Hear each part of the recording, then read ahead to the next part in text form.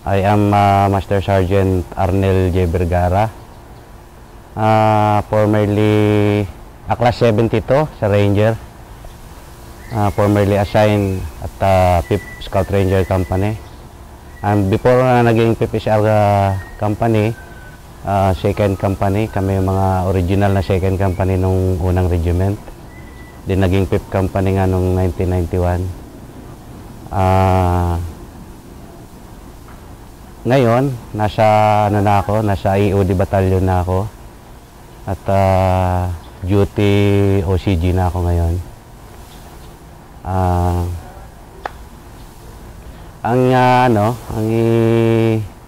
ikwento ko ay yung naalala ko lang dahil hindi naman ang iba hindi ko na gaanong maalala. Yung tungkol sa pangyayari doon sa Winiit, yung inkwentro namin sa Winiit, di kamay Dos, Jones Isabela. Ang naalala ko ay Biyernes Santo. Biyernes Santo noon. So nag-operate kami, jump off from our headquarters. Tsaka hanggang sa nakarating kami sa di kamay Dos. Then bumaba kami sa barangay. And then nag-stay kami ng konti. At yun nga, napapansin namin na sa mga tao na parang mga ilag, parang may iniiwasan. So sa isip namin yon, kay under leadership pala kami ni Colonel Pahe na ngayon. At that time kapitan siya, kapitan o first lieutenant. Ayun, with the First Lieutenant Lawrence Mina nung araw, Colonel na rin ngayon. Nagpasya sila na umakyat kami ng taas lang, sa itaas lang ng barangay na yon. Nag-stay kami siguro mga ilang minuto lang. Nag-offer sila ng mga kakanin, kumain pa kami. And then umakyat na kami at naggawa kami ng patrol base sa taas. So dinig din na from doon sa taas,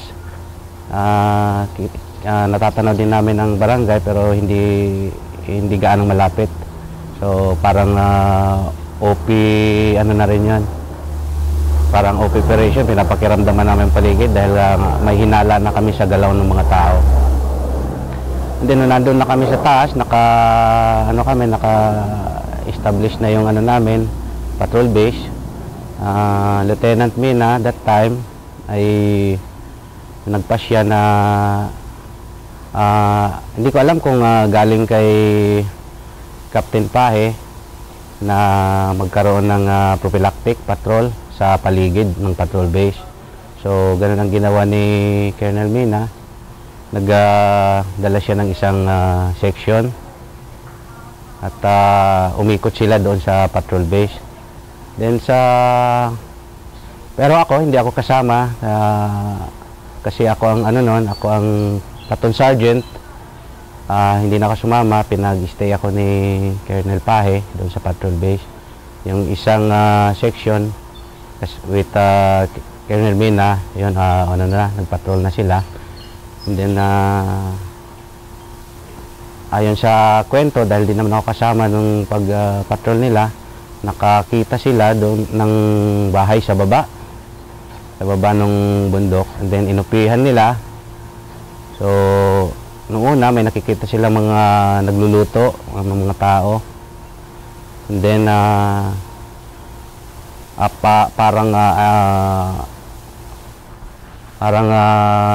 parang nagpupulasan, parang nakaramdam na may tropa. So pero ilan lang. And then nilapitan nila yung kubo. Nung makalapit na sila, wala na silang naabutan. Ang naabutan na lang nila daw ay yung mga pinaglutuan. Kaya naghinala sila na ito'y ano na, kalaban na, mga NPA na. So, ang ginawa nila, sinundan nila yung mga bakas, mga footprints. Sinundan nila hanggang sa yung mga bakas na yun, umabot sila sa merong high ground na paakyat. So, tinaktikal nila, paakyat at kukunin nila yung itaas. Habang umaakyat sila, rinatrat na sila. So, ano na sa first burst, dali agad yung lead scout namin si PFC that time, PFC De La Rosa. Then yun, nagsimula na yung bakbakan. So, napakarami pala ng kalaban, nandun na, nakapwesto na. So, tinatanaw na pala sila habang lumalapit. Ang maganda ron, dahil yung baba nung halos nasa gitna na sila ng bundok eh. Nung ano nagpadaos do sila pababa, tamang-tama laging trail yun. Then parang may parang may konting pagtaguan. Doon sila pero bakbakan pa rin, lumaban sila. Ayun nga lang, nung matagalan na nabakbakan dahil sa outnumber nga sila, isang section lang at may nadali ng isa. So talagang agrabyado sila pero lumalaban. Then hanggang sa nung nawondid na si pero monitor namin yung putukan mula sa taas. So minomonitor namin and then monitor namin na may tama na si Captain Mina. Medyo masama ang tama kaya nagpa-share na si Colonel Pahe from doon sa patrol base na magpa-reinforce na mula doon sa patrol base. So ako yung nag-lead doon sa reinforce na isang section. Nirush talaga namin at kailangan na masuportahan at sa importante ma-extricate yung wounded si Colonel Mina at makapwesto kami ng magandang posisyon. Nung makarating kami doon sa malapit doon sa may bakbakan doon sa site ng bakbakan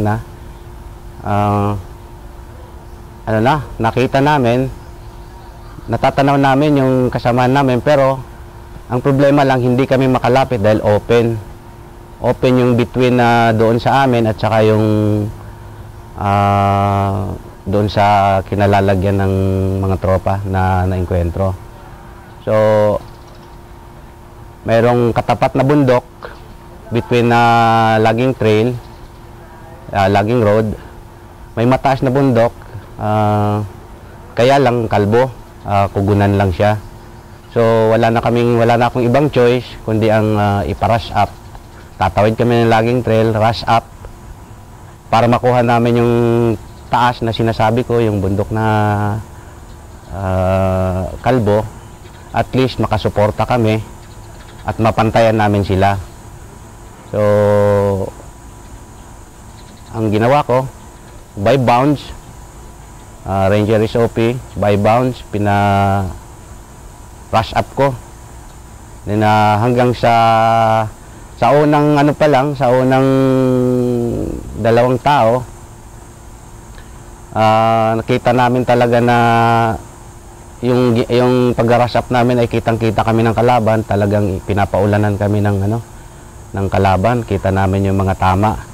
Pero wala na kami ibang choice kundi nagsigsag na lang kami para ma-rush up lang ang kabilang bundok na sinasabi ko na kalbo. Then hanggang sa nakatawid kami doon, napwestuhan namin yung medyo mahabang bundok na medyo halos kapantay ng pwesto ng kalaban. Yun, sa pwesto ng kalaban na ang nga lang masukal sa kanila, yung sa amin ay kalbo. Then yun, nag-support na kami. Nag-umpisa yung enkwentro ng siguro kasi wala pa kaming pananghalian noon. Mga hanggang sa ano nga na yun, nakasuporta na kami kahit paano. Pinesto ko yung tropa, pinirimeter ko sa buong sa haba ng bundok, na sa ridge ng bundok, pinesto ko yung buong section. Then ako takbo-takbo, and then suporta. Mayroon kaming isang machine gun, yun ang nagsusupport. Then dahil nga sa kalbo nga yung pwesto namin, naano kami, namatayan kami ng isa doon. May mga sniper sila na nadali yung isang kasama ko, late Sergeant Calalo, at saka may na-wounded pa ako, si Sergeant na-woundedan pa ako ng isa, Sergeant Pascua, Corporal Pascua nung araw. Ayun, ang ginagawa ko, takbo-takbo na lang para makita ko yung position, and then concentrate sa suporta. Ngayon, habang bakbakan, tuloy-tuloy ang communication namin doon sa baba, sa tropa na naiinkwentro, doon naiipit sa baba. Kung kaya nga nilang ma-extricate habang sinusuportahan namin sa taas, kaya lang nahirapan sila. So, ang naging decision na lang, ang naging pasya na lang, hintay na lang na magdilim, para at least may concealment, yung medyo gabi, madilim, hindi gaanong makita. So, ganun ang ginawa ko. Ganun ginawa namin. Bakbak lang ng libang lang. Kasi ilang beses nila inattempt na i-rush up talaga yung nasa baba, yung tropa yung nainkwentro na tropa under Captain Mina. Kaya lang, lumalaban nga sila. Nandun isang fighter namin, si Arukan. Bali siya ang nagdala, siya ang nagda-direct ng chopper, kasi dumating pang chopper noon. Dahil ni-request nga for evacuation kay Colonel Mina. Ang kaso, binakbakan sila ng kalaban, habang bumabakbak din sila doon sa tropa ng kalaban.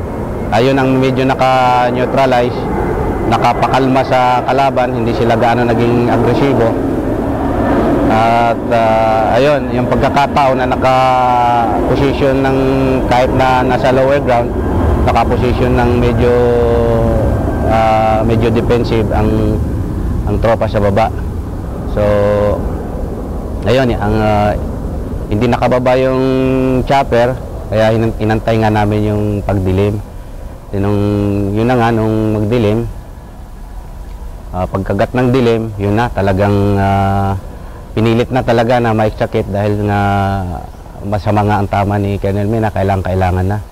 So, ayun, under ni late Sergeant Arocan, pinilit talaga nila nila Sergeant Acosta na ma-extricate. Ang ginawa nila, unti-unti binuhat nila papunta doon sa may gilid, and then umikot sila sa likod. Medyo may kalayuan yung inikutan nila, kaya medyo nagka-problema kami sa link up, kasi hindi namin iniwanan yung high ground dahil andun pa sila. So nung habang nagkaroon kami ng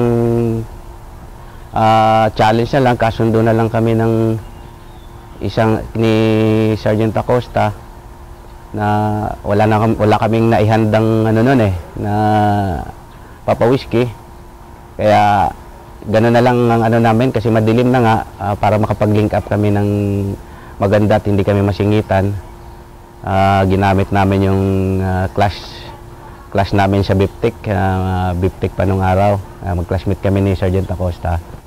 So ako naman ang may dala ng radyo rin, ako nag-guide sa kanila. So hanggang sa inch by inch din, sa wakas nagka-link up kami. Then ayun nga, na-extract na na namin na maganda, na safe na mula doon sa hostile fire ng kalaban. Ngunit may mga paisa-isa pa rin sila, at sinasagot pa rin namin sa high ground, kahit na yung iba ay may wounded na bumabakbak pa rin sila. Hanggang sa nai-extricate na nga si Colonel Mina. Pag ano nga pala, kinausap ko, nagkausap pa kami ni Captain Mina na tinanong ko siya, "Sir, okay lang ba kayo?" Okay lang, kaya sir, kaya. Sabi naman niya. Tapos yun, request ng sigarilyo. Tamang-tama may sigarilyo ko noon. Pinapop ko siya para pampalakas lang ng ano niya. At napakatibay ni Captain Mina. Talagang yung determination niya na makasurvive nandun sa kanya. Then yun na nga, nag-assign ako ng isang team na magdala sa kanya together with dumating na yung reinforce ng 77. Sila na nag-escort na may personnel din sila na sumama na itinawid sa ilog kasi tatawid pa sa ilog papunta na ng nakalimutan yung barangay, basta palabas na ng Jones. Dipanyong yata na barangay yon. Tapos yun, doon lang kami, nag-stay put kami nung maka-jump up na yung mag-i-evac. So stay put lang kami doon. Binantayan namin kasi yun nga, hindi pa namin nakukuha yung isang wounded na, isang Kia namin, si Late De La Rosa. So binantayan namin. Nung inantay namin na magliwanag, yun na, pasya na ako na i-rush up na dahil nararamdaman ko na medyo tahimik na, mukhang wala na sila. So ingat lang kami kasi baka may mga left behind. So tactical pa rin, tactical na inassault namin yung pwesto ng kalaban. Hanggang sa yun nga, nakita namin si Late De La Rosa. Yun, nagapang pala nila nung gabi, nakuha nila yung mga gamit ni Late De La Rosa. Then pinurso namin yung pwesto nila, may mga nakalay na landmines. Ako na nagtanggal dahil may knowledge naman na ako ng demolition. Before ako nag-EOD ay may knowledge na ako ng demolition, graduate ako ng demolition course. Then ang clear na, nag-stay muna kami doon. Yun, hanggang siya na-evac lahat ng nakuha yung Kia namin, yung mga Kia, saka na-evac yung mga wounded. Yun ang medyo malungkot na naranasan ko dahil sa dami ng engkwentrong naranasan ko sa Ranger, doon ko lang naranasan na namatayan ng dalawa. Si Late Sergeant Calalo tsaka si Pipsi De La Rosa. Sobra lakas ng doon tayo bibilib sa camaraderie ng Ranger, sa oneness, sa unity. Walang iwanan talaga. Talagang hold the line. Sobrang lakas namin kahit na wala kaming kain mula nung tanghali, and then hanggang sa kinabukasan wala kaming kain, pero malalakas. Ako nga, takbo-takbo pa ako sa perimeter, tinitingnan ko yung mga tao ko, yung tropa ko na nag-reinforce, tinitingnan ko kung maganda yung pwesto nila at kung hindi ba sila makikita ng sniper. Yun ang binabantayan ko, pero sadly hindi talaga na dahil may sniper sila, hindi rin naman namin nakikita bawat galaw namin. At isa pa pala isa pang pinupuri rin namin sa enkwentro na yun, si Sergeant Dupay, Corporal Dupay siya nung araw. Isang gunner namin ng 60, yun ang unang-unang nakarating doon sa tuktok ng sinasabi ko kanina na kalbo, yung pinestuhan namin.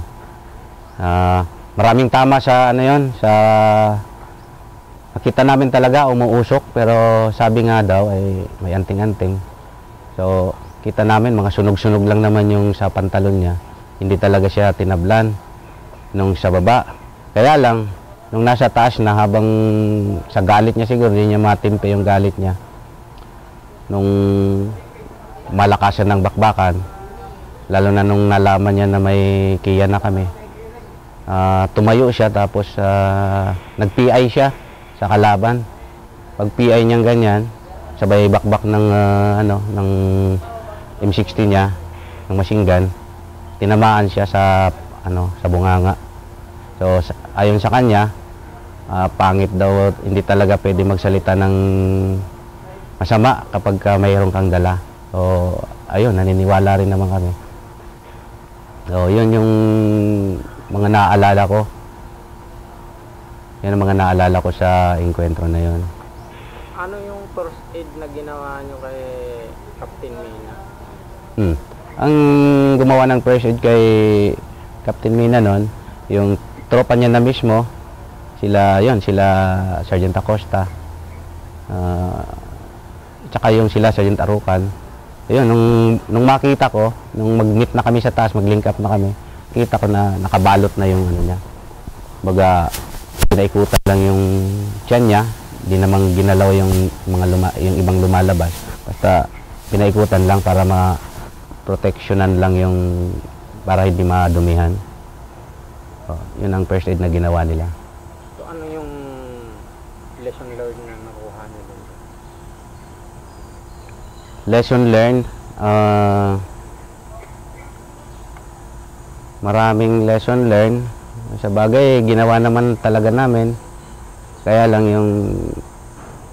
yung eagerness mo na maka-score, sa bagay, hindi naman talaga maiwasan.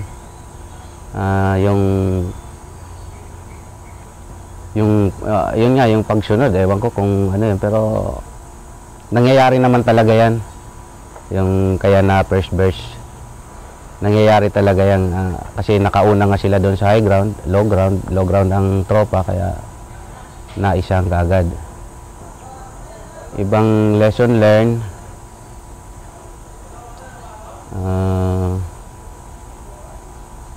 yun, kung talagang may sinusundan ka, nakikita mo na positive yung mga bakas, yung mga footstep, hanggat maaari talaga,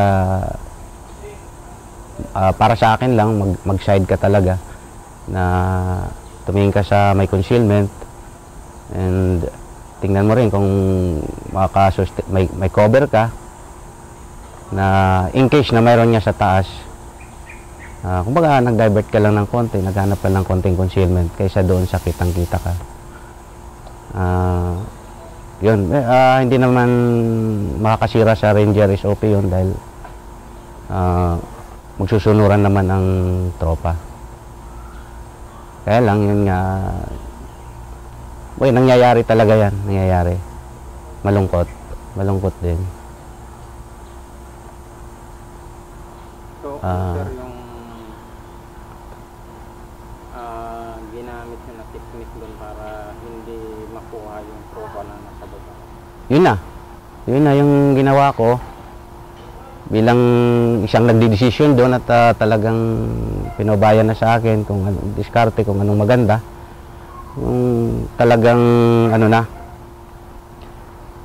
hindi kami pwedeng tumawid ng mag-tactical, so rush up kami. Nakita namin yung high ground na medyo makakaano sa kanila, medyo makakapigil sa kung hindi man neutralize, ay makaka-lessen doon sa pag-atake nila doon sa baba, pag-assault nila doon sa tropa sa baba. Kaya pinilit ko talaga na makuha yung high ground, yung sa tapat. Naging effective naman dahil nung nandun na kami, talagang hindi na sila makarush up. Lahat ng attempt nila sinasabayan namin, kaya napipigilan sila. So yun, okay lang. Sa bagay, may wounded, pero hindi naman talaga maiwasan dahil enkwentro yun. At unang-una nga, kalbo yung namin, nasa ridge pa kami. Tapos yun, sa kanila masukal, di namin ma-identify kung saan nanggagaling yung putok. May mga sniper sila, kaya nadalihan pa din kami sa taas.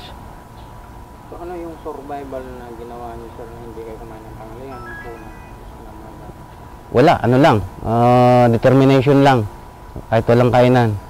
Determinasyon para matulungan ang kasama, masuportahan. Ma-extricate yung isang opisyal namin na wounded. Lahat sila